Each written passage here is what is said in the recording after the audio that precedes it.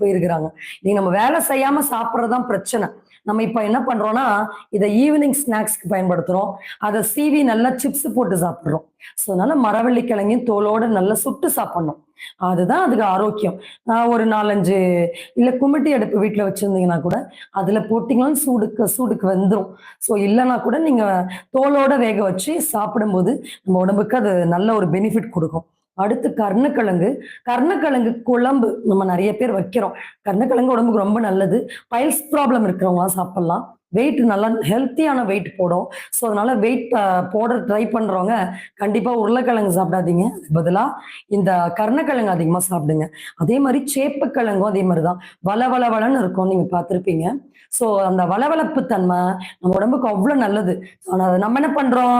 நல்லா மசாலா போட்டு ஃப்ரை பண்ணி 65 ஆக்கிர்றோம். அதனால சேப்பக்கிழங்குல குழம்பு வைங்க. இல்லன்னா சேப்பக்கிழங்க நீங்க